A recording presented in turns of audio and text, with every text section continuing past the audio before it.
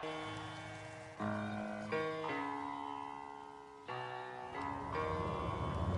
the right club. Be the right club today. Yes! Johnny, that's better than most. How about in? That is better than most. Better than most!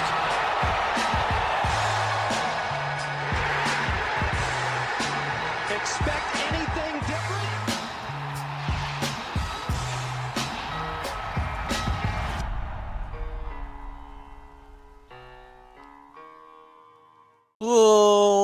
Ladies and gentlemen, welcome back to the No Laying Up podcast, presented live on the No Laying Up podcast YouTube channel for the second time that we're doing this. Kind of not a live show, but a live recording. We got a lot to talk about. The second major on the men's side this week at Quail Hollow, PGA Championship. And we are going to spend I'd say probably the majority of this episode playing a little Jeopardy game, a little trivia game that our guy Deej has put together. On the back half of that, we're going to cover some storylines first. But Deej, how was putting PGA Championship trivia together? Really, really fun. Learned a lot. Great being with you guys first and foremost. And yeah, a lot of people seem to like the 2024 season review episode that we did. A little bit of a Jeopardy style game there. And so we figured, Quail Hollow, we see it every year. It's not necessarily the kind of golf course we need to really dissect every square inch of. So let's maybe do something a little different for the preview. And it's going to be a good one, I think. You guys are going to learn something. I promise you that. TC has he won so resoundingly on the first episode. He felt like he didn't need to come back. He kind of pulled a Ken Jennings and is walking away. The two victims of his ass beating, one being Mr. Neil Schuster, is with us. Hello, Neil. Good to see you, gentlemen. It's Monday. Feeling a little slow on a Monday. Hopefully my buzzer technique I'm going to have to warm up the fingies. Big Randy is here as well. Hello, Mr. Big. Hi, guys. Neil, God, it gives me joy when you say you got to, quote, warm up the fingies. Yeah, baby. Come on, Randy. Speaking of warming up the fingies, Neil, I don't know. I'm struggling with the transition on that. Everybody's feeling a little slow, Yeah. We're saving it. We're saving it. It's a big week. Trying to get my camera. I got my camera working again. I'm trying to get that lined up for my production squad. A lot going on a Monday afternoon here. But you've been in some content. I had a little window open on my in the corner of my screen, and from the bottom half only, I'm like, oh, that looks like Neil's chipping motion. I'm like, oh my God, that is Neil's chipping motion. What is going on there? Oh my God, that's gross. Filmed some content with Team Titleist. Actually, it was last summer, and filmed a few videos that day. But two that have kind of stuck with me was the live golf ball testing with Victor Hovland. If you've not seen that, I would encourage you to go watch it.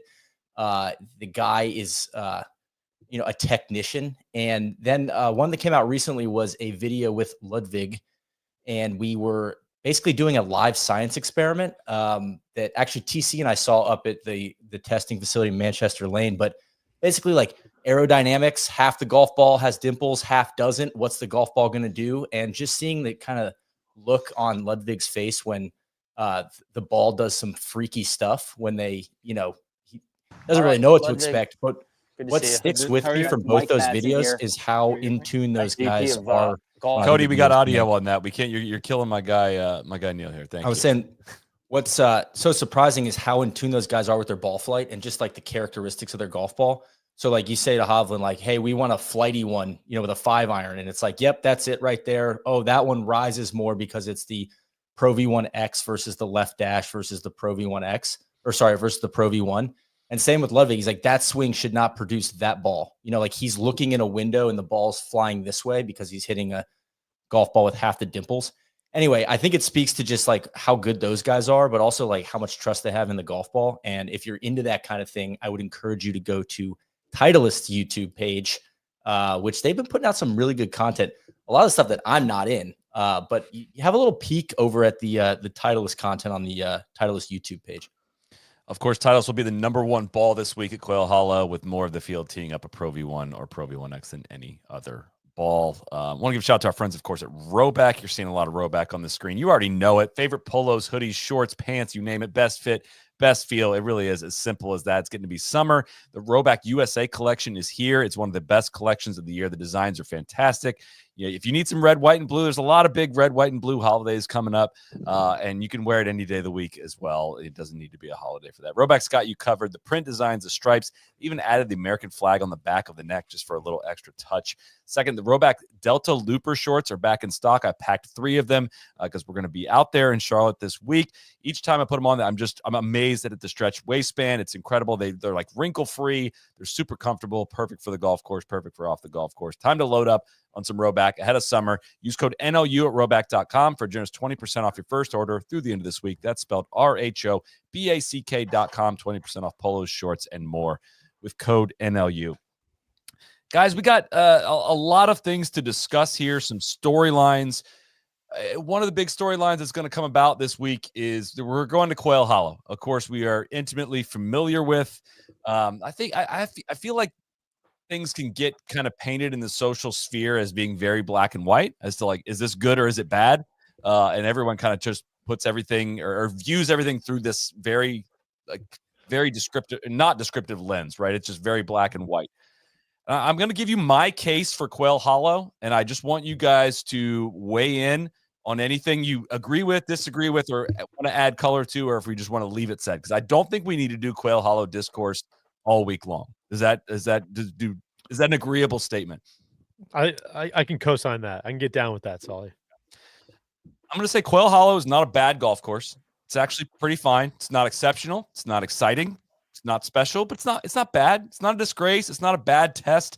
I don't feel like I'm going to rail on it all week. It's a lot better than Valhalla, like a lot better. I feel like we've kind of put the two synonymously over the last several years. Now, maybe that's just not fair. I will say it's kind of one note. It's not especially memorable.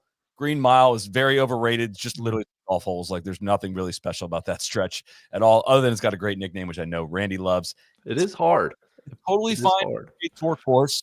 I'd say it's probably on the weaker end, if not the weakest, of the signature event venues. So when you put makeup on it and try to dress it up as a major championship venue, it's a really tough bar for people to clear, considering like our familiarity with the place. Like a tour event every year, plus 2 PGAs and a President's Cup, like it's too much. Like we've got too much Quail Hollow in our lives. Listen, the USGA does that with Pebble Beach. I hopefully don't have to explain why that. The ocean helps at Pebble. I hope I don't need to explain that. It's obviously the course plays very differently in January and February than it does in June as well. They also do it with Torrey, which I would also argue is a very bad thing, and they should not do that because I think Torrey kind of belongs in that same category as Quail, and the Farmers, it's not even a signature event. Somehow that is viewed as good enough to hold a U.S. Open, but hopefully they're done doing that. But there's only 2 U.S. majors that rotate venues every year. That's the U.S. Open and the PGA.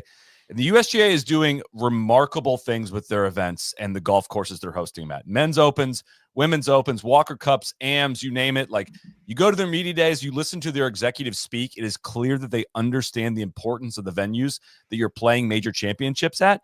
And of course, there's an infrastructure element to all these things. There's a technology element when choosing these courses and venues.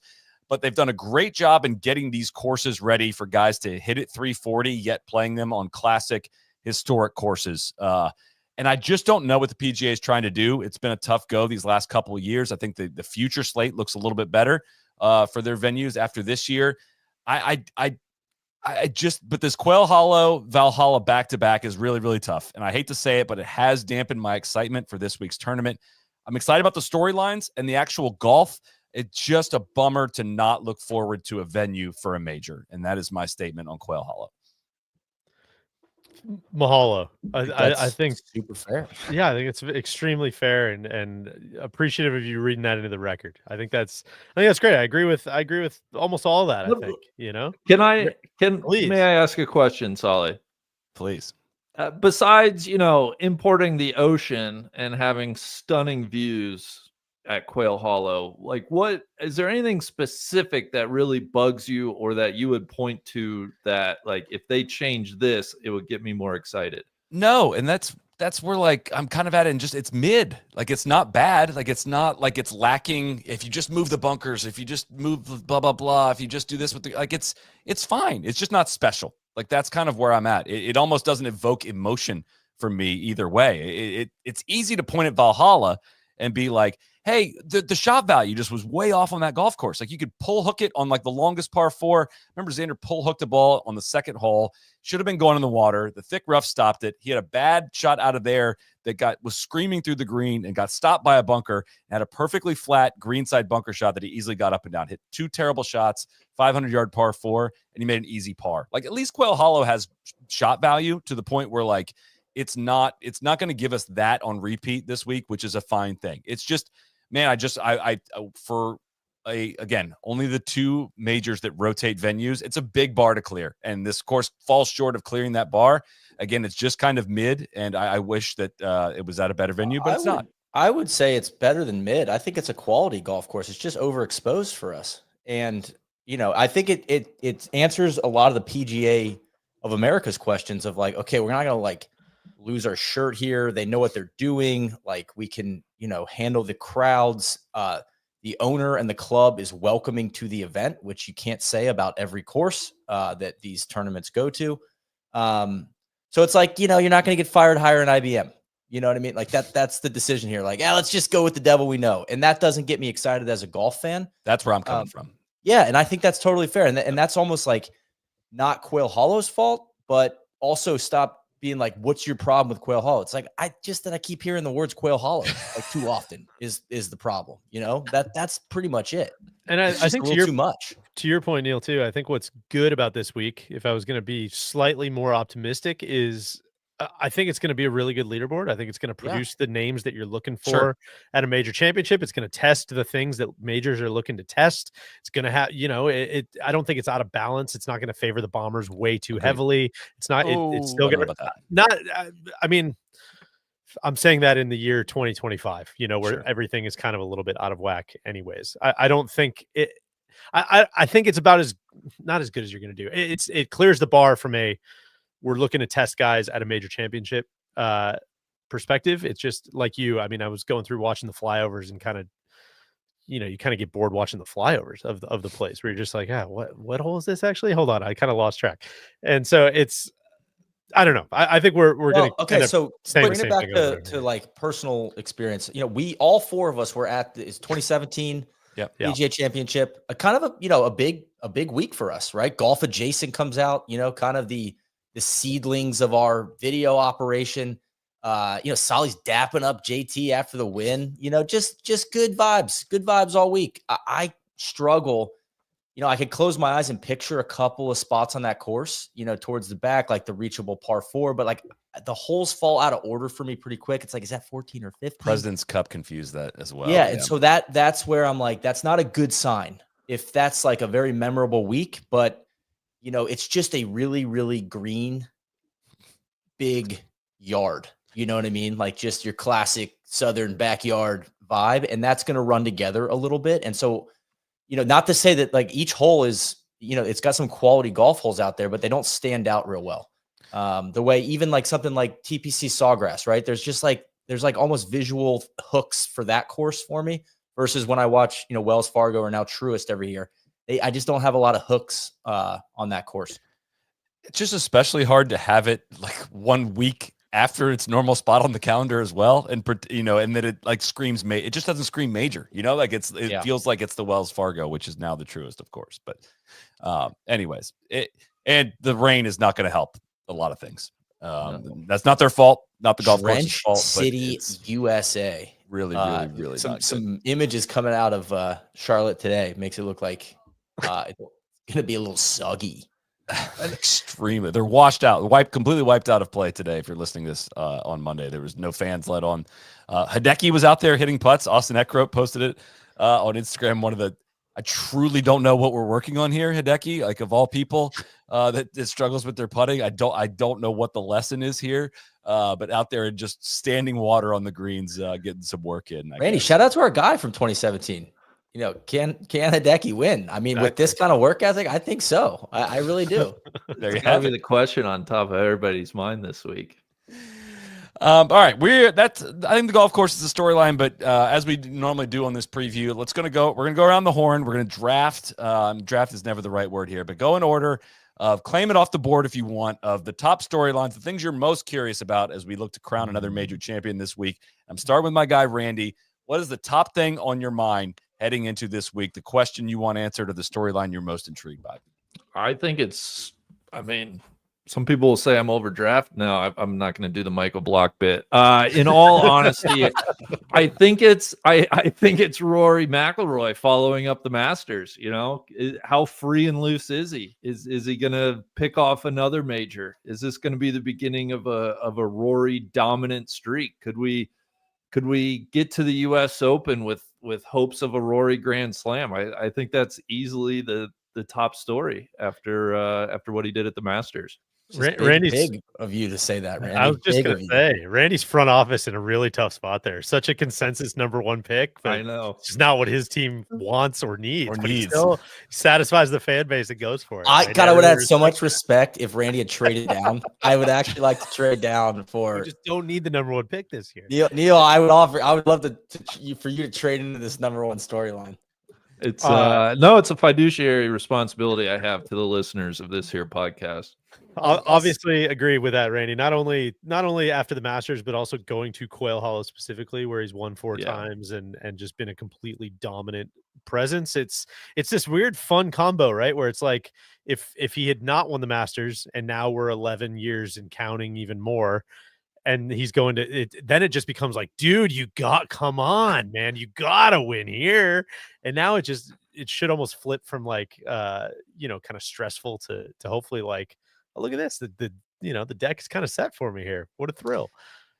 I'll say this, like it's still unrealistic to expect Rory to win this week, right? But it is like, hey, let's give this a run. Like we've gotten off the schneid. If anything we've learned though, these are really freaking hard to win. Don't waste the opportunity. Give it a run. Do not shoot the opening round 74. That's the whole thing for me with Rory right now. He's almost, if he doesn't do that, he's going to top 5. And even then, I think you can kind of view that as a success. Just give it a run. Give it a really good run. For what we just saw this at Augusta. How many eagles did he make? How many times did he chip in? How many miraculous shots did he have to hit for that miraculous shots on the opposite end as well? But like so much shit has to go right for you to win. It's going to be hard to win. Don't start the week thinking with that kind of pressure. Just start the week of like, let's give it a serious run. And I think we can call this a quality week for Rory. I mean, God, the more I think about his Masters run, it's like it must just terrify some of his competitors to know like how stupid he was and how many bad doubles he made. And he's like, might be the only guy talented enough to come back from that. Like it was unbelievable. Like how, like doubled the first hole on Sunday. People forget that. Unbelievable stuff. So, yeah, but I think I'm with you, Randy. I think that's the number one storyline. Would you like me to go next? Please. I'm taking JT off the board as go. a storyline. I think PGAs and Quail Hollow, it's the happy combo for our guy. I know we mentioned 2017 earlier. That's where JT got his first one. Would be an interesting storyline for JT to win 3 majors and all of them be PGAs. I don't know if that's something I'd want really on my resume, but hey, we'll take it majors any way we can get them. The sick part would be 2 golf courses, like 2 golf courses. Exactly. It's like, then the limited field events and you can only win at certain stuff. That chatter starts, which, fair or not, it would be a fun conversation. But I think JT has been like surging this whole year. I mean, I'll go back to basically him getting left off the President's Cup team. And I think since then, it's just been like him grinding. And it was really fun to see him get a win at Heritage. And he looks like he's just rolling the rock. Like every time he comes on my TV screen, I'm like, that putt looks like it's going in. And so his ball striking on yesterday at Truist looked a little sus down the stretch. But like he's top 10, top 5, like he's just around and he kind of has his swagger back. And so I think it's also a storyline because fair or not, it's almost like spaghetti and meatballs, like JT and Spieth. So it's got to give the Spieth lovers out there, basically all you boys here on this program, some hope that the beautiful boy Jordan Spieth can do something similar. But I just want to give JT a ton of credit, number one, and number two, like I think he's kind of I think he's here to stay. I don't think that the Heritage was like he used up all his chips, kind of like when Ricky won it at Rocket Mortgage and everybody wanted it to be like, oh, he's back. And it's like, no, he's not back. Just JT feels a lot more sustainable to me. His play does right now. he always struggles at the Masters for whatever reason. But if you throw the Masters out, his last 3 starts, Valspar solo second, he won the Heritage, and then T2 yesterday at the Truist. Like he's his worst finish outside the Masters since March 23rd is runner up. It's serious golf. Neil, to your point, having 3 majors and them all being at the same one, a lot of like very old players, Scottish players have only won Opens, but I think we would be in like the territory of the most modern example would be Hale Irwin winning 3 U.S. Opens and no other majors. That would kind of be the company JT would join there. Wildly unfair by me here. I'm well aware. Love 3 U.S. Opens I is love that. so different. 3 U.S. Opens is so sick. Yeah. 3 PGAs is so like, I don't Come know. on, bro. Yeah, it has a little bit of like Matt Every at Bay Hill. Yeah. No offense to anybody. But you're right. When 2 of them are at the same place. Yeah, that's interesting. The only tiebreaker I'll throw in for JT is also got a players. Like Yeah. that helps just the case, just a little. Those might eventually get turned into majors. That's true. You got to keep watching who's stacking up those players championships. You're right. I was ball striking the shit out of it, man, which is very fun to watch. It seems like he's in a good place. I think the kid stuff can always be, people can gloss past the whole life change stuff, but he just feels like he's got his feet on the ground and playing good golf. Seems like he's in a great spot, and I'm excited to see what happens this week. Deej, you're up next. Yeah, I can't believe. I mean, there's a watch along party at the local bar for my draft room. I can't believe this guy fell to number 3. What if I told you there's a player in the last 5 majors who's gone T6, second, win, miscut, T5? That's Bryson DeChambeau, who this golf course could not fit any better. It's scary. Who, I know doesn't play the PGA Tour anymore, but played Quail Hollow very well when he did. I think it, we kind of said this coming into the Masters that it just felt like this 2-horse, it's either going to be Scotty or it's going to be Rory. And this week it just kind of feels like it's either going to be Rory or it's going to be Bryson. And I'm kind of sort of slowly inching towards Bryson the more I look at it, man. Like really thick rough, really rewarding of distance, and like the way that he can still somehow hit those like really high soft ones out of the thick rough like that. It's pretty mind-blowing, and I'm excited to see it a little bit in person this week. But I don't know. Rory obviously is like the 1A course fit here, but I kind of think Bryson is like a close second. I'll go as far, like, not the actual course history, like literally on the golf course, but if you just looked at what this course favors, Bryson would be 1A over Rory for me, honestly. Like so there's a great Data Golf newsletter that goes into like Bryson's driving season that he's had. And we have data from live events now, like 21 measured rounds on live events and 4 measured rounds in Masters. His off the tee game in 2025, he's gaining 1.97 shots per round off the tee.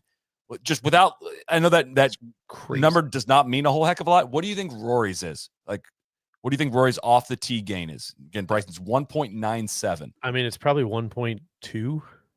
Rory's like 1.07. Yeah. Like Xander, I was looking at Xander's stuff earlier because I was weighing him as a pick too. And it's like dominant driver of the golf ball. Right. And he was always kind of right in that +1 range.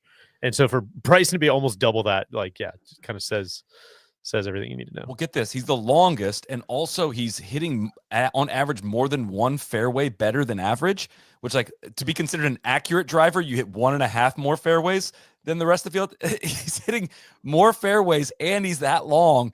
So basically, like, he's putting together the best off the tee year in the ShotLink era by far.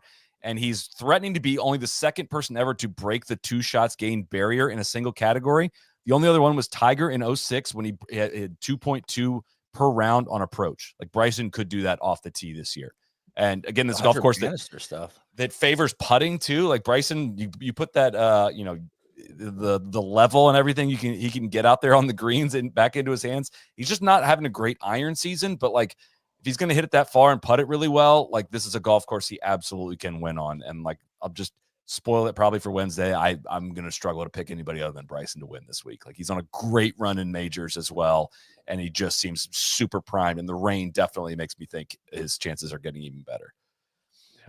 Is there any data golf stuff around rain and weather? Like guys that like mutters, basically, like a mutter strokes gain mudding. I bet bet spurts. They have something called the rabbit hole, which like you can dig in on all that stuff of like grass types and lift, clean, in place, and all kinds, anything you could ever possibly want. I'm sure they would have something that you could dig in there, but I haven't looked into that specifically. Neil, okay, great question. All right. You guys took the Bryson one was my number one pick, but let's do Scotty. Listen, he's the favorite. He's the number one player in the world. He won by 8 the last time he was out. Quail Hollow is not Craig T. Nelson James TPC, but it is like we're going to need to at some point, and we might as well put the spotlight on it now. Like we're going to need to see you win a major away from Augusta. Like that's a very comfortable place for you. And it's, it's a place where it's the easiest major to win in theory, especially if it's a good course fit, just with the limited field and all that stuff. I want to see you slug it out with the hardest field in golf. I don't know when we ramp up the kind of the critique or the spotlight on him to get one of these, but I think at least by the end of the year would be fair. And this seems like, again, a good fit for as straight of a driver as he is. And as long as a driver as he is, this should not be a bad Scotty Scheffler golf course by any means. Not like perfect for him, but seems like a place he should be in contention. And I'm intrigued to see this one because he seems to be just kind of human at major championship venues outside of Augusta. Or courses that he hasn't seen before. I mean, it's all he's never played it. Yeah, or TC said the only time he's seen this place is the President's Cup, yeah. And it's like that doesn't seem to go as well for Scotty when it's his kind of first real visit to a place. I mean, maybe I'm reading too much into that, but I'm surprised. I'm honestly surprised he's the favorite over Rory. I mean, I can understand with Bryson because people don't see him as much. I mean, even for me, a little out of sight, out of mind, but you just kind of sold me on Bryson, Solly, like, especially with the wet conditions, but Scotty having the edge over Rory is like truly surprising. Does that surprise anybody else? It does. Until, I mean, the only hedge I guess I'll throw on, listen, I wouldn't be shocked if Scotty won is you can look at his PGA Championship record. He's only played 5 PGAs. He's finished in the top 10, 4 of them. T4, T8, missed the cut, T2, T8. And so it's like he still plays great everywhere. And so it is kind of the why haven't you won here? All you do is top 10. That's not good enough type of stuff. It always does get kind of a little bit funny. It's kind of what Rory went through for the last 5-6 years as well. But you're right. We do need to see the ball go through the hoop at another golf course. But I just want to throw the flag that he's still playing really fucking good everywhere else too. Agreed. But you're right. I want to see him go out and murder people the way he does in these Siggies and these other kind of events. So, Randy, back around. I mean, God, I guess we got to talk about it. I think my guy sustained a pre-draft injury. I'm not sure when he's going to be available, but Jordan Spieth going for the career Grand Slam. I mean, could we see it 2 majors in a row? Rory, of course, did it last month. I wish I felt better about Jordan. I just don't actually think of him as a real contender, which sucks. He's more of just kind of a novelty. You can tune into his round if you want to watch some weird stuff. He's sure to deliver on that. But I wish he was a genuine threat, but I don't think of him as one this week. But I still need to respect that. If Randy's he were to win, reaching in the draft for an explosive player, he would win the career Grand Slam, Neil. Some great traits, guys off the chart. Have you seen his vertical jump? I mean, he's just got just combine porn, but it's just, it might not fit right with our scheme. Like quick question, quick answer as fast as you can here. Do you think Corey Connors can win this week? Just see where I'm going. Just see where I'm going. I'll say no. Little Corey at the Big Bag Green Mile? No. Vic Hovland? Yes. Yeah, definitely. Yeah. Wow. Shane Lowry? Yeah, but all right. Well, I expected those to be quick no answers because those are all the guys in the odds range of Jordan right now. He's plus 6,000 to win. Man. Yeah. Say less. He's so popular though. He's like the Cowboys or the Steelers. I feel like they always got to juice up that line for him. It would take a pretty miraculous week. I mean, just with how good of a fit it is for some of the best players in the world playing the best golf with a very clear advantage that he doesn't have off the tee. My goodness, it would take just such a magical performance. If anybody can do it, it's him. But like, which is why you have to take that storyline here in this year draft. Sure. I mean, what a story it would be. That's Well, a lot of the other PGA venues don't get like a ton better either, right? Going forward, I mean, it's going to be a lot of the same for him. Aronimink shouldn't be as bombery I suppose. next year. Frisco still waiting to see what's going to happen there. Don't really know. Olympic Club, I would think would be Frisco. I would think that will be better than this. But yeah, I'm not convinced that he's going to win a PGA because he just doesn't contend week in and week out like he used to. Corey Connors T13, T8 in his last 2 appearances at Quail Hollow. Just put that out there. Okay. Put him in some I feel like he's the guy that can absolutely top 10, and I still don't think yeah, of course. He's not going to win. But. Of course. All right, Neil. Okay, I'm not taking a human. I'm taking a group of humans. My storyline is, where are the American golfers? Okay. I was looking this up earlier. The Euros and the international players are balling out this season. We have 13 wins by players outside the USA so far this season, 8 wins by US born players. I think Rory's kind of stolen the spotlight in that top thoroughbred category, if you will, away from, say, Xander and Scotty, and throw Bryson in there too. I just feel like he's eating up all the oxygen or breathing it up, I should say. And then of most of these like 8 US winners, they're kind of non-needle movers. No offense to Brian Campbell, Joe Highsmith, Russ Henley, but it's almost like, other than JT being that one bright spot, Xander, Colin, Max, Sam Burns, Berger, like, what the fuck, guys? Whereas you've got Sepp Straka winning twice. You've got Ludwig getting a big signature win. You've got Hideki kicking the year off. Like, I look at like Sepp Straka and Colin as like those mid-tier, maybe upper mid-tier Ryder Cuppers. Looking at you, Solly, Sepp definitely a lock for that Ryder Cup team. The American like Peloton middle of the pack is just kind of not really doing much. And so I'm just wondering if at a big American ballpark, we're going to see some depth from the American side of golf. That's my storyline. Thank you, Neil. That's very interesting. I like that. I'm fascinated to see. Neil, I think you should get mad as hell if you don't see some of these Americans step up. Put guys on notice, truly. Yeah, and then you start to like, you look down. I don't know. I'm getting into Ryder Cup territory, but I'm like, God, I don't feel great about the guys like 4 through 9 on the Ryder Cup team. Throw JT in there. I feel good about him, but like, I remember like 2 months ago, we're talking about like Collins a lock. Yeah, okay, sure. But like Sam Burns, like, dude, that guy's like the forgotten man. He's not doing shit. And he was like an anchor piece of the last team. Brooks, I'm not hearing much out of Brooks over on the live tours. Oh, good. I feel like Bryson's balling out over there. I don't know. Maybe I'm just getting a little too worked up, but I just feel like the depth in the middle of the European and the international, those guys are showing up and balling out. And I just think they deserve some credit for that. I agree, Neil. I agree.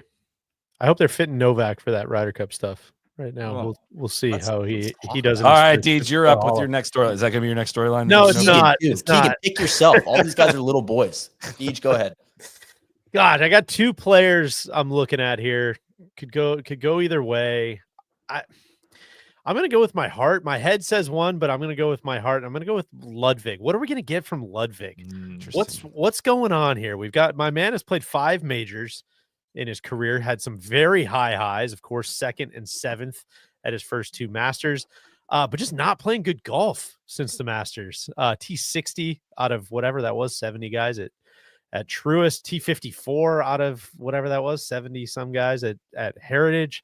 It's just not good right now. The ball striking is pretty bad. I was sending you guys over some stats earlier, just like he kind of makes his hay with flushing the irons, and he's just not been flushing the irons this year outside of his win at the Genesis down at Torrey Pines. It's like it just hasn't been sharp, hasn't been a Leo, Neil. I don't really know what our guys doing. So I don't know if this is going to be one of those Brooks Koepka, who knows what that guy's doing, but he always shows up for the majors, because that's kind of been how he has played the majors so far. But I just think it's a very interesting week for Ludwig at, again, a place that should fit him really well, a place that should be, the deck should be stacked pretty well. I wonder if he can get it kind of lined up.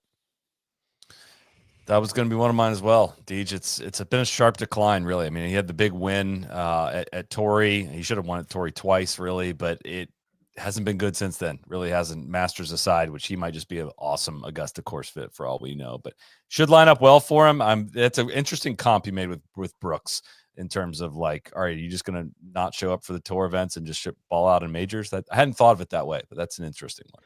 We'll see. We're still gathering data. We're so early in this with Ludwig. It's interesting.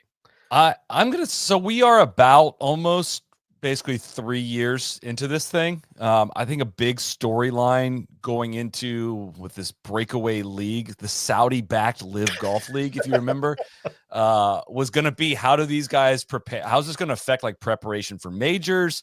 Blah, blah, blah, blah, blah. And I don't think I've really seen it spelled out this way. I think it was kind of like, all right, Brooks won one, Bryson won one. Like, yeah, the Live players have done really well in majors. My guy Ron Kloss put some data behind it. He said out of 18 golfers that have signed with Live and played in at least 3 majors since joining, 14 of those 18 have performed worse on average in major events compared to their 3-year strokes gained average per round in majors before joining. So Rahm was 2.58 down to 1.5. Brooks 2.56 down to 1.3. DJ 2.55 down to 0.48. Cam Smith falling off. Louis Oosthuizen falling off. Bubba Watson falling off. Patrick Reed falling off. Bryson on the rise. Hatton on the rise just a little bit. And Neiman like holding steady. That's really all there is to report. They were averaging like 1.5 strokes gained prior, down to 0.8. Their average finish went from 43rd to 58th. Top 10 percentage from 23% all the way down to 15%. So just straight up looking at the numbers, there's been a pretty serious decline overall from the 18 players that have played in at least 3 majors since joining.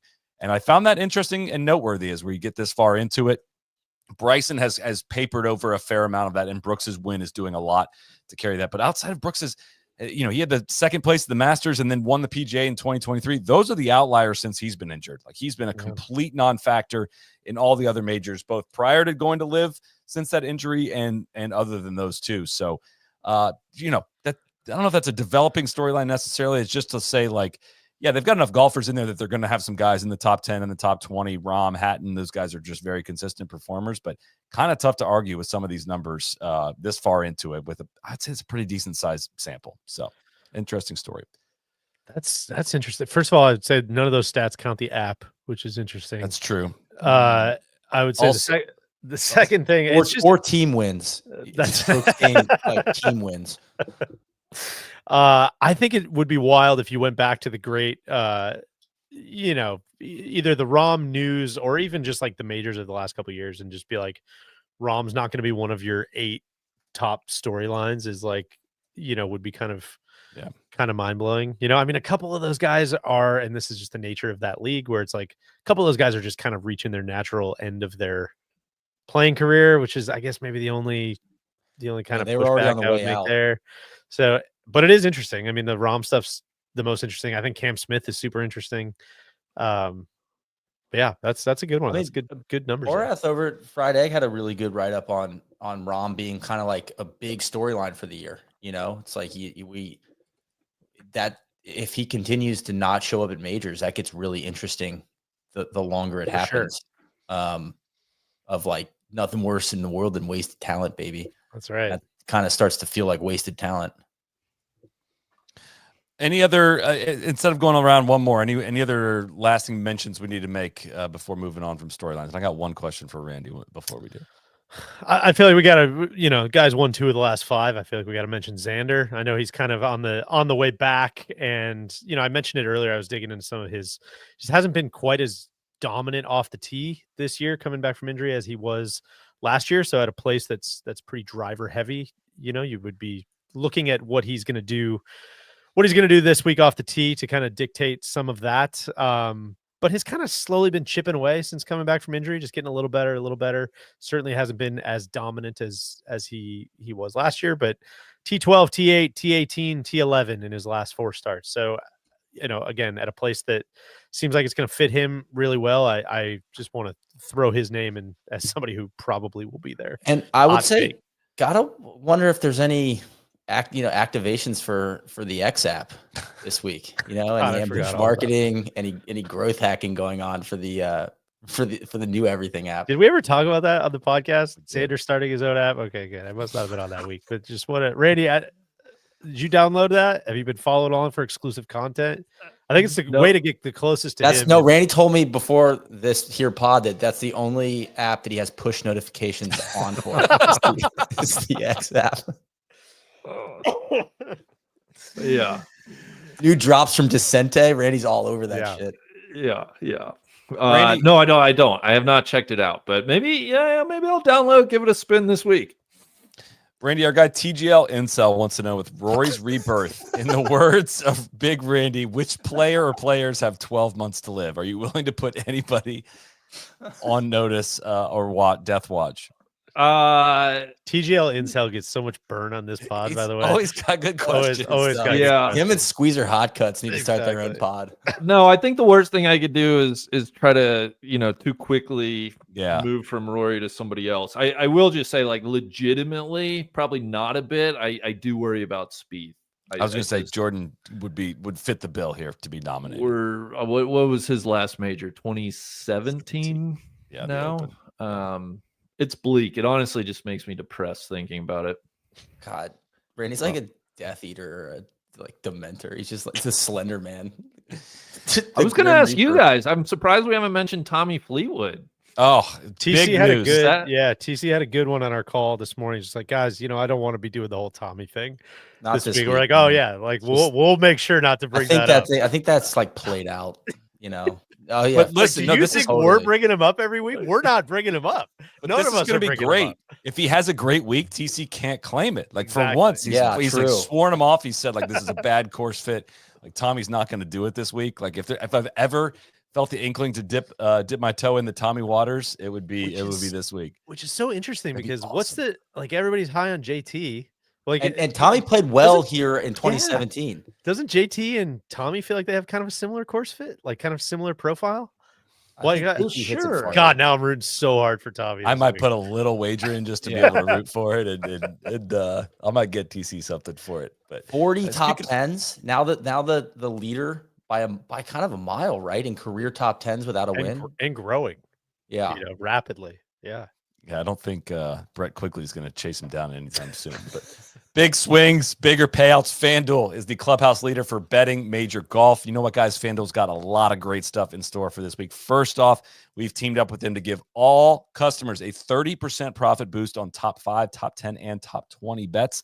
Plus, as always, we'll have our no laying up specials live in the app. You can back our picks right in there. And if it wasn't enough, all customers can get a profit boost every round of the second major.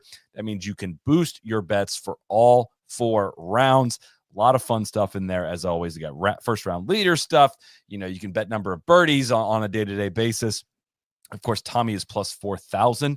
If you want to even get in there and just taunt TC if he shoots an opening round 65 that you've got a ticket and he doesn't, it could be really, really fun. So FanDuel is loaded with ways to play. So head to FanDuel.com/NLU to download America's #1 sportsbook and tee off this major week in North Carolina. Must be 21 older and present in select states or 18 and older and present in DC. Opt-in required. Bonus issued is non-withdrawable profit boost tokens. Restrictions apply, including any token expiration and max wager amount. See terms at sportsbook.fanduel.com. Gambling problem, call 1-800-GAMBLER or visit rg-help.com. Rest of the odds are as follows. Scotty is plus 400, Rory plus 450, Bryson down to plus 950. He was plus 1,100 last night. I don't know if the line has moved. We are doing this live, so I don't. Oh, we have moved the line. It's down to plus 700 now. I was going to say even plus 950 is kind of like. What about? I feel like Scotty Rory's going to flip though. That just doesn't make sense to me. With just like, I don't know, man. I feel like Rory's just been in everybody's grill of late. Casual fans showing up. Like it feels like Rory would have all the action on him. But again, just won 1,000 times here already. Yeah. I'm with you, Neil. Scotty could also make this negative odds by Friday afternoon for all we know, though. So Bryson, he's down from plus 1,100 to plus 700. Rom plus 1,800. JT plus 2,000. He has lower odds than both Xander and Morikawa, who are both plus 2,200. Ludwig plus 2,500. Joaquin Niemann plus 3,300. Get the fuck out of here. Come on. Patrick Cantlay plus 4,000. Tommy Ladd plus 4,000. Tyrrell Hatton, Hideki, and Brooks all plus 4,500. Shane Lowry plus 5,500, as is Victor Hovland. Corey Connors and Jordan Spieth plus 6,000. Sepp, the Ryder Cup lock, plus 7,000 odds to win this week, along with Russell Henley. P. Reed there with Jason Day at plus 8,000. Then you get in that Berger, Minwoo Lee, Sung Jae, all at plus 10,000 or more. Anything stick out to you guys about what we see on there? I mean, the Bryson one that seems to be moving the correct way. I think that's only going to keep shrinking, if I had to guess. I mean, Xander plus 2,200 feels like. Yeah, I feel like Xander's in a good spot for him. Yeah. Under the radar. Solid, what stick out to you? Yeah.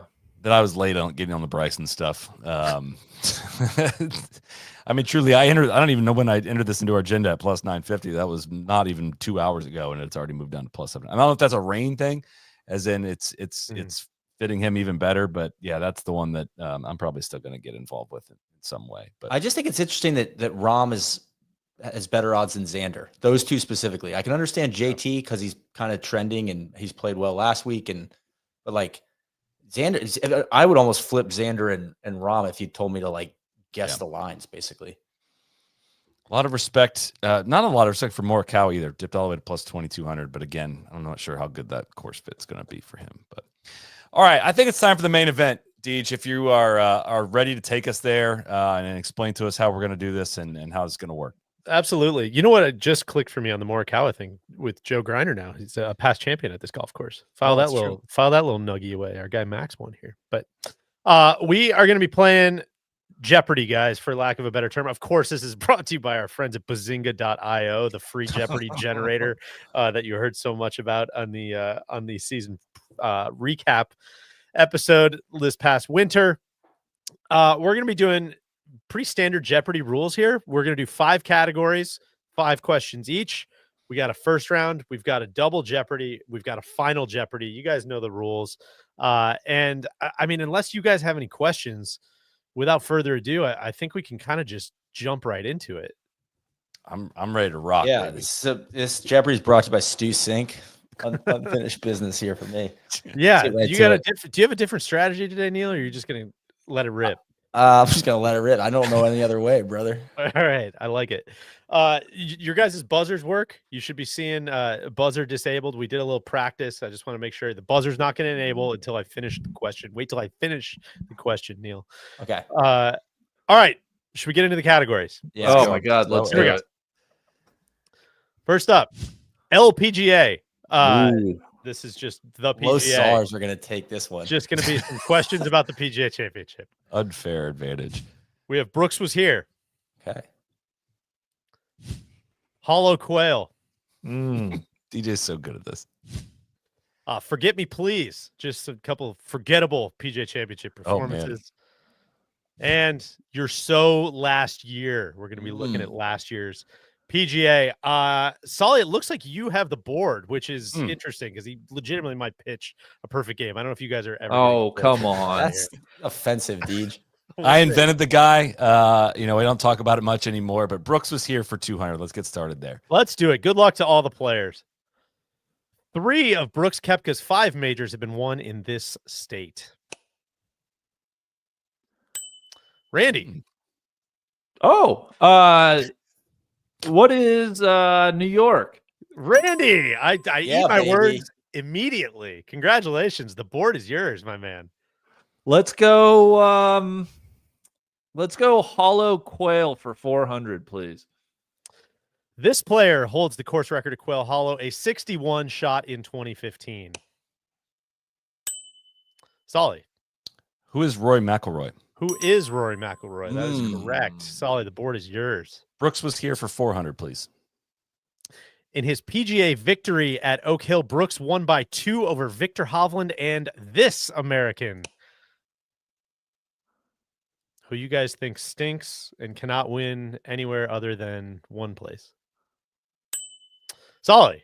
Who is Scotty Scheffler? Who is Scotty Scheffler? Damn it. Your board, Solly.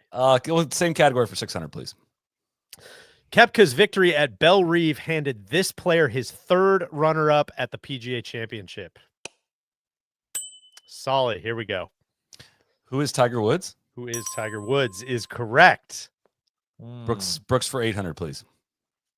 Brooks's PGA win at Bethpage made him the #1 player in the world. Fittingly, he took the title from this player who finished runner-up. Solly. Who is Dustin Johnson? Who is Dustin Johnson? This bad boy is coming home with me. Let's go for the category win. Let's finish it off. Solid to get to 3,200. Since the switch to stroke play, only Tiger and Brooks have accomplished this feat at the PGA. In fact, Tiger has done it in every major except the U.S. Open. Solid. What is winning back-to-back? What is winning in back-to-back years? Kind of crazy. Brooks has done it in the U.S. Randy. Open. It's the only one Tiger has My not. buzzer's delayed. Let's go LPGA for 200, please. LPGA. This is EL space PGA for the listeners. Very clever by me. How many? 200? 200, please. Although the oldest player in the field in 2024 was 61, all PGA champions receive an exemption of this length. Solly. What is 10 years? That is incorrect. There goes the perfect game. Los Czars to get on the board. What is 5 years? That is even worse. I think I know the answer. I'm gonna abstain. I don't know. Abstain. It's a lifetime exemption. Fuck. Lifetime exemption you get for winning. Hate that. Solly, you're bored still. LPGA for 400, please. This is a good one. The blank Wanamaker Trophy, the full title of the PGA Trophy, shares its name with this man, one of the NBA's great rebounders. Randy. Oh, I'm gonna go. Who is Charles Wanamaker? That's incorrect. Oh, you're gonna be kicking yourself, man. Nobody knows. I don't know. That is the Rodman Wanamaker Trophy. Oh my goodness! I thought about putting something worm related in there. I thought that would probably give it away. I almost guessed Moses Wanamaker, but that I just thought that wasn't going to be it. Solly. LPGA for 600, please. LPGA for 600. It's a daily double, Solly. How much would you Gross. like to Been a wager? tough category so far. I'll do 1,000.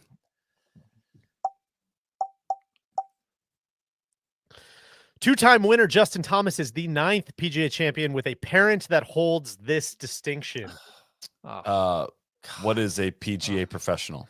That is correct. That was Randy Neal. I was trying to throw you guys a bone, maybe thinking you'd get a daily double there. That was gross. Give you an easy one. Kind of backfired on me. This is what happens, man. When you try to tiger-proof these places, it just plays into his hands even more. Solly with 4,000. Randy and Neal both minus 200. Solly, it's your board. LPGA for 800, please. With his historic win in 2021, Phil Mickelson became the oldest major champion in history, breaking the record of this player who won the PGA at age 48. Solly. Who's Raymond Floyd? That is incorrect. God, I should know this. Kind of another basketball name, if I'm being honest. I think I know. Go ahead. Nobody Neil. knows. That was Julius Burrows. Nah, I wasn't going to get that one. That one hurt. All right, category closer for 1,000. LPGA for 1,000. Despite not hosting until 1970, this course's 5 PGA championships makes it the most visited venue in tournament history. Neil, I hope you looked this up. I tried giving you this one earlier at a meeting. Who is it? Atlanta Athletic Club? Not even close. Oh, that's what I was going to guess. Really? Yeah, they've definitely hosted like Multiple many times. Not 5 times, though. Solly. What is Oak Hill? Not right. Randy? God. Back. No, I'll abstain. Southern Hills has hosted 5 times. Yeah, I didn't know that. Wasn't 1970. going to get there. Hate it. Solly, coming backwards a little bit. 2,200. Forget Me Please 200.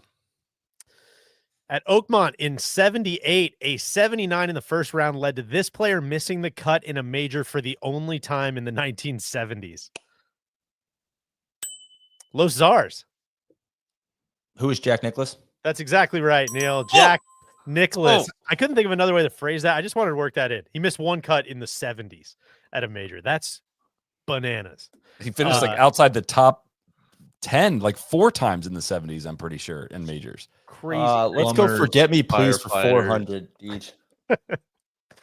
Last time the PGA was at Quail Hollow, that was 2017. This player fired a 79 in the first round, snapping a streak of 21 consecutive made cuts at the event. Czars. Who is Tiger Woods? Sorry. Oh gosh. Ollie. Who's Phil Mickelson? It's only one other guy it could be. Yeah. It's Phil Mickelson. 21 times in a row. He That's made insane. it out of the PGA. Nuts. Forget your Me board. Please 600. Apart from his runner-up finish at Bellerive, not counting his runner-up finish at Bellerive, Tiger Woods' last top 10 at the PGA came in this year.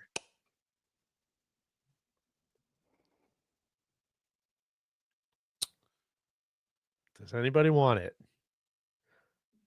Oh man. It's a hard one, and you're not going to believe it. 2009. 2009. I wanted to say that. Wai Yang. Yeah. The last time he finished in the top 10 outside of that one spark at Bellerive. That's very speethy. Great Jeopardy question. We'll stay Forget Me Please 800, please. Good one here, too. At Whistling Straits in 2010, this player started the final round with a 3-shot lead before an unlucky 81 left him in a tie for 18th. Solly. Who is Nick Watney? That's so good. Well done. Can't believe you remember that. Good stuff. I only remember that because he was in the picture with DJ and making the ruling afterwards. That's that's really right. the only reason why I remember that. That's funny. Forget Me Please for 1,000. This Links Master held a 5-shot lead through 54 holes at the 1978 PGA, but ended up losing in a playoff to John Mahaffey. Los Czars. Who is Jerry Pate? I'm sorry. Is he a Links Master? No. Randy. Who is Peter Thompson? Unfortunately not. Definite Links Master, though. Solly, go ahead. Who's Tom Watson? Yeah, of course. Tom Watson. Tom Watson. Solly, you're bored. You're so last year for 200, please. So last year for 200. This player finished third at last year's PGA, but missed the cut in every other major in 2024. Los Czars. I know he's going to get this one. Who is Victor Hovland? That's exactly right. Victor Hovland. You're bored, Mr. Czar. Well, we'll stay. You're so last year. We'll stay here for 400, please. Very few in major championship history have done this. Xander Schauffele became just the 5th to do it in the opening round of last year's PGA.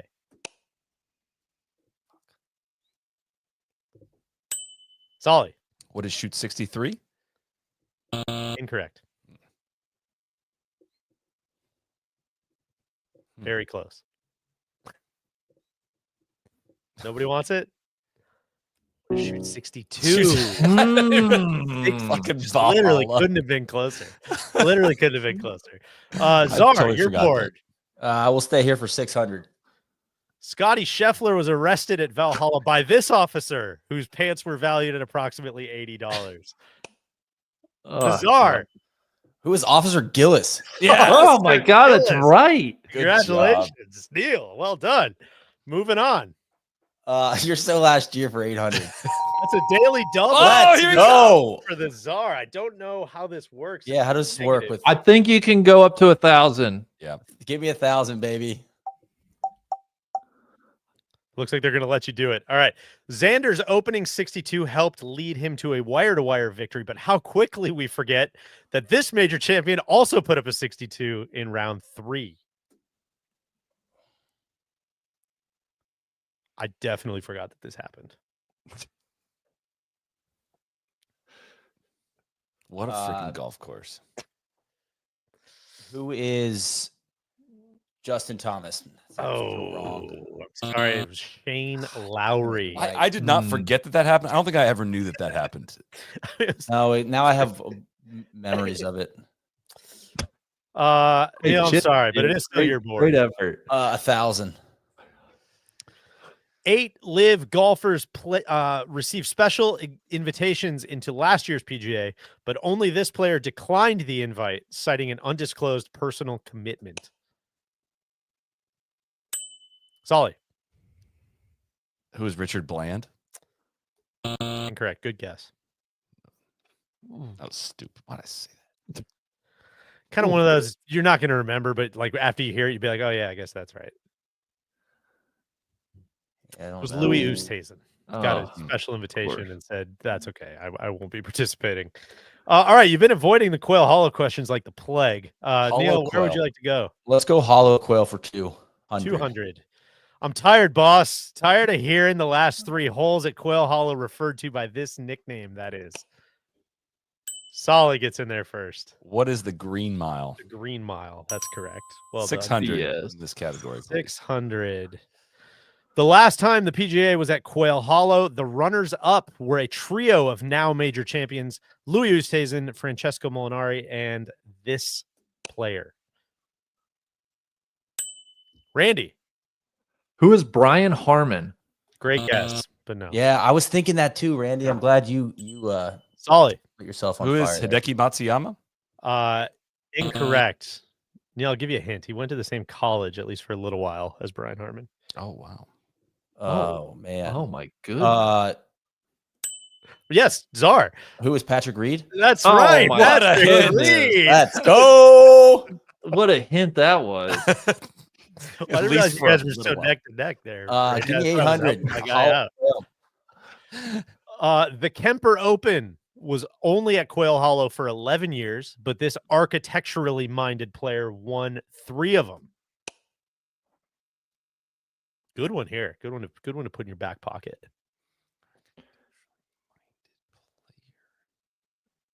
Three times. I mean, I want to say, I want to risk 800, but yeah, can't do Nobody it. knows. Nobody do it. knows. oh, Randy.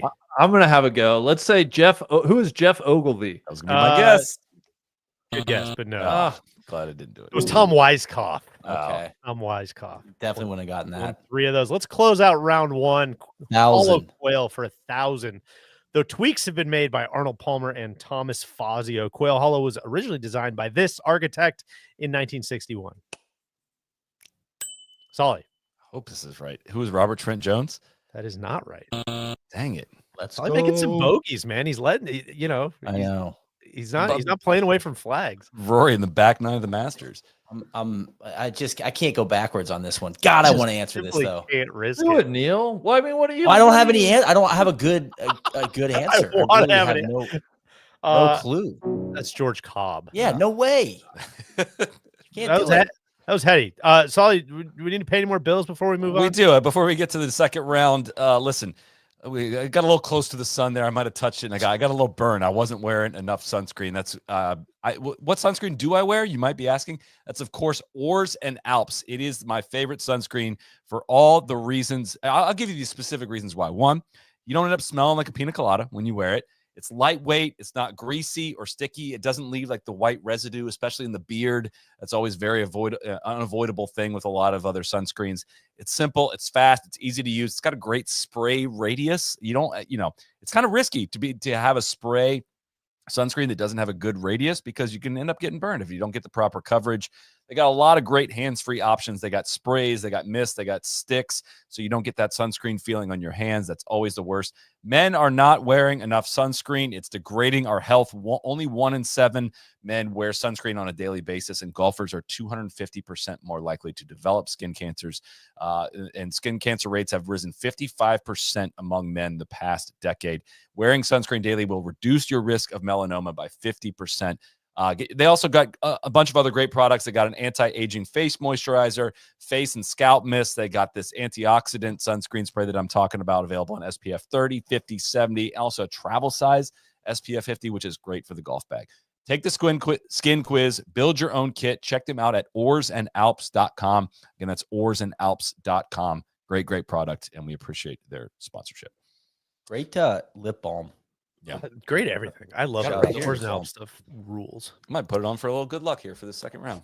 All right, round 2, guys. Are we ready? We Yeah. have I'm currently coming. I'm so ready. Solly at 1,600. Listen, we're going to double the money. That's not out of Gettable. Yeah, exactly. He's still gettable heading to the back 9 here. Got some good self-control there at the end of round 1, Randy. I'm proud of myself. Los Czars in second place, -2,000, and Randy -2,600, but going for it, which I like. This is Well, win and now, we need to mention win now mentality. And I gave that freebie. The I gave charity that Yeah, you that was gave like Neil. 600. Relax, bro. Well, that is the difference between you two.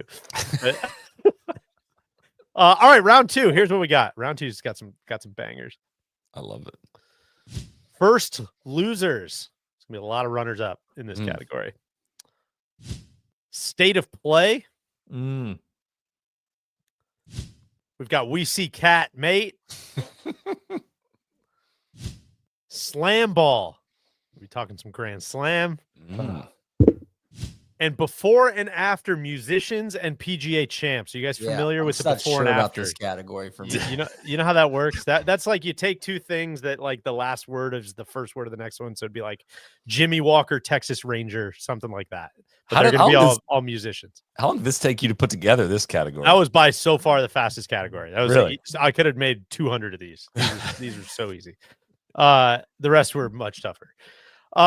Los Czars, it is your board. All right, let's get it out of the way. Before and after musicians and PGA champs. I don't think this is going to be good for 400. Yeah, for 400. Okay.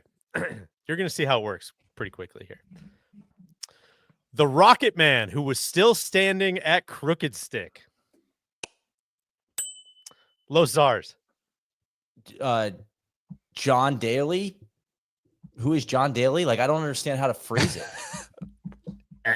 I think that doesn't work. I'm sorry. Solly. Who is Elton John Daly? Elton John Daly. That's exactly right. Now Neil's locked in. I think he's got it. That was a good one. Solly, it's your board. Let's stay there for 800 because I'll forget how this category works if we veer from it. They want you to save a horse before beating Tiger at Hazeltine. Oh. Solly. Who is Big and Rich Beam? Big and Rich Beam. Yes. That's right. Solly, your board. This is an incredible category. Let's stay there for 1,200. Motley Crue drummer who did some silly stuff on the way to winning 2 PGAs.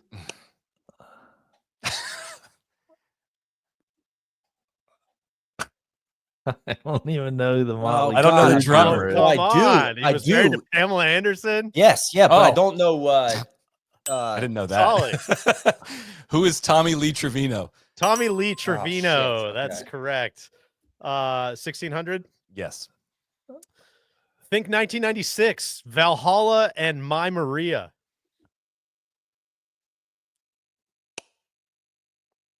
Solly. Who is Mark Brooks and Dunn? Mark Brooks and Dunn. That is correct. Should we round it out? Please. Oh, 2000. This is a hard one. He made the Carter well after beating Fred Couples at Shoal Creek in 1990. This was by far my favorite. oh God. Yeah. Randy. Lil Wayne Grady. Lil Wayne Grady. Well done, Nice play, Randall. Randy. God, I was Well hoping someone was done. gonna get that one. Randy is back, nearing financial freedom at 0, almost out of debt. And he controls the board. Where should we go? Well, let's go to first losers, please. 400. Losers for 400. This player, famous for his PGA Championship playoff loss, appeared on episode 3 of the Trap Draw podcast. Solly. I feel bad for winning this one. Who is Bob May? Bob May is correct. Your board. Let's stay the runner-up category for 800, please. First losers. Despite hoisting a Wanamaker trophy, this PGA champ only had 2 career major top 20s, his PGA victory and his runner-up to Tiger Woods in 2006 at Medina. Solly. Who is Sean McKeel? Sean McKeel is correct. Solly might be getting out and running here, guys. First losers for 1,200. This player won 7 majors in 7 years, but the best he could do in a career at the PGA Championship was 3 runner-up finishes. Solid. Who is Tom Watson? Incorrect. Oh, shit. Los Czars. Who is Arnold Palmer? Arnold Ah. Mr. Palmer is correct. Wow. Well done. The Czar. Come on, First man. losers, 1600. Everyone remembers Rory McIlroy's rout at Kiowa in 2012, but can you name the runner-up who finished 8 shots back and played his last PGA Tour event in 2014? Solly. I Who had a is feeling. David Lynn? David Lynn. Such a good one. The Englishman. Great on Twitter for a minute, and then just kind of totally disappeared. It's just rainy conditions. He's bombing and gouging now. It's bullshit. First losers for This is 2000. bullshit. I threw you guys the before and after. I thought you could beat him on that one. 2 players. So this is a big one. 2 players have the distinction of finishing runner-up at the PGA in back-to-back years. One is Jack Nicklaus, who also has 5 wins. The other is this man, still looking for his first.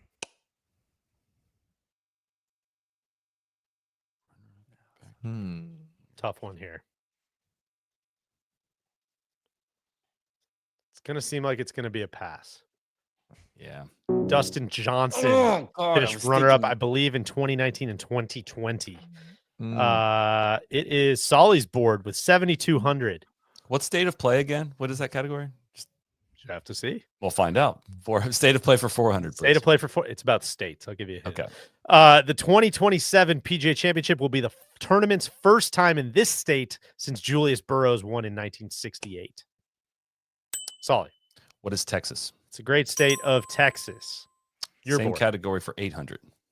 It's been 40 years since the PGA was hosted in this time zone. Not a state, but still a sick question. Solly. What is the mountain time zone? Mountain time zone is correct. Your board. State of play for 1200. Barbara. Florida's only hosted 2 PGA Championships, both at this venue.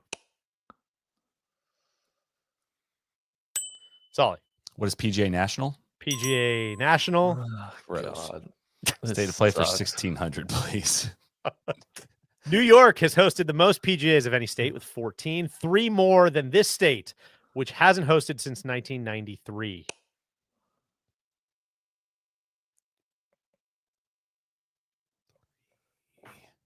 Bad look for the boys not to get this one. It is Ohio. Ohio, Inverness Singer. Ohio. Wow.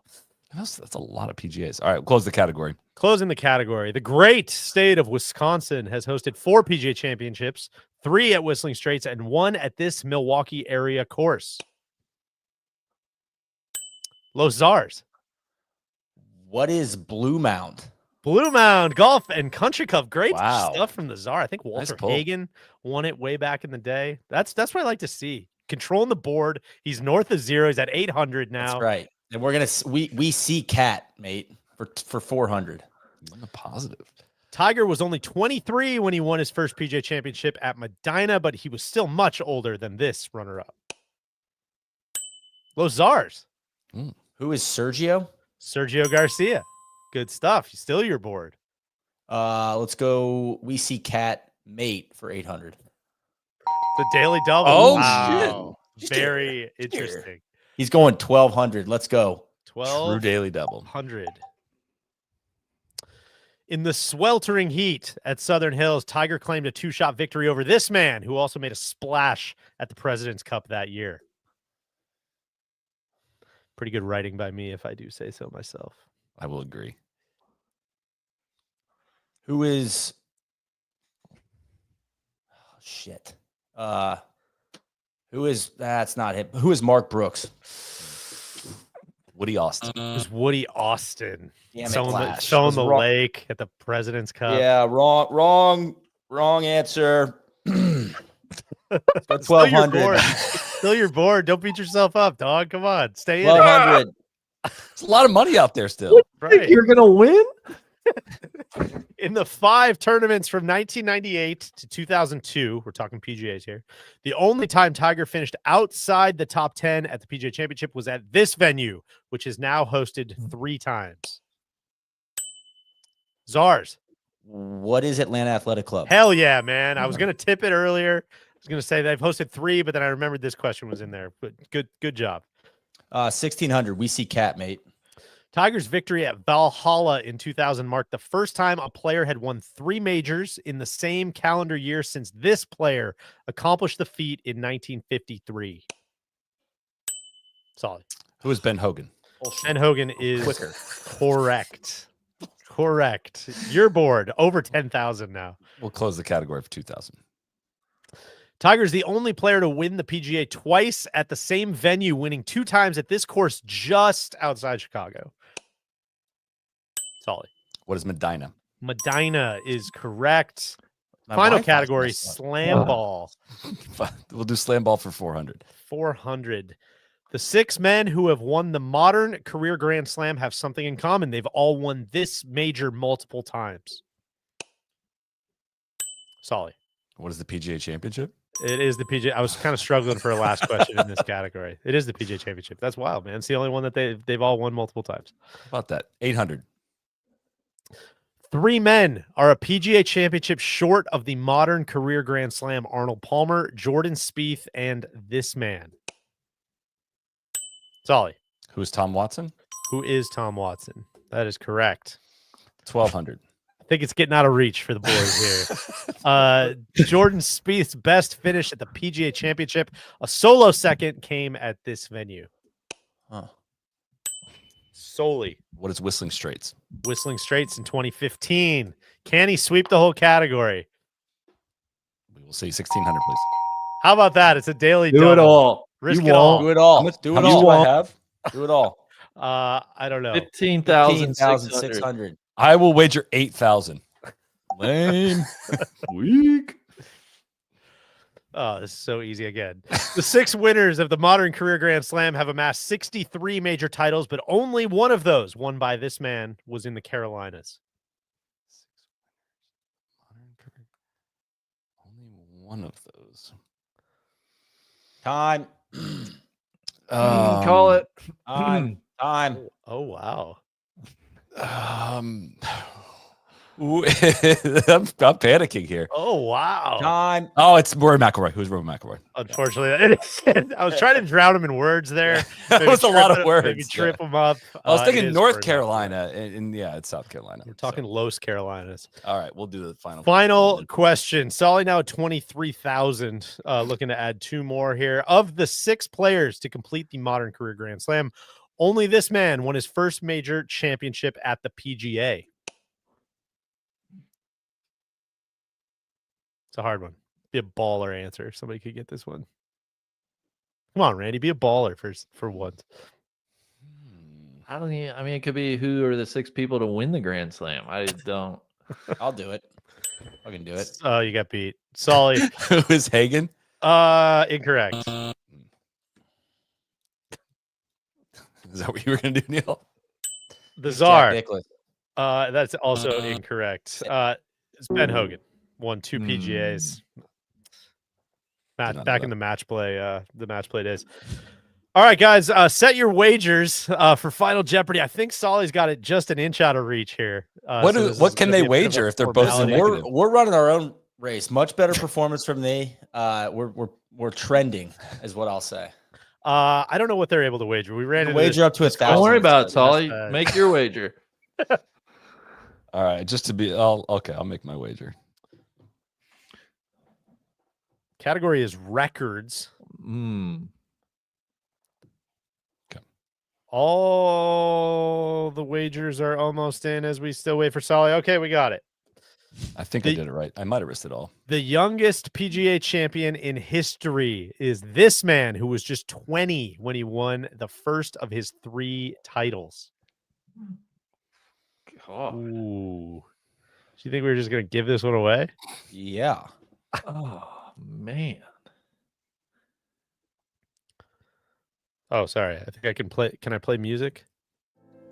I don't know if you guys can hear that or not. You hear it, yes. How much time do we have? Don't be a scumbag. Not as much as you got for that last question. Yeah. Daily Oh, double. my touch screen isn't working. The Czar's in. Czar's locked it. I'm not sure I'm able to. I don't know why. I can't do much about that. I'm sorry. I know this is tough. I'm abstaining because it won't let me write anything. God, I hate my answer. Randy, you want me to hit remove player? I mean, I think you're gonna have to. What happened? Can you No, just hold on, refresh? hold on, Yeah, hold you on. got it. It came up. It just came up.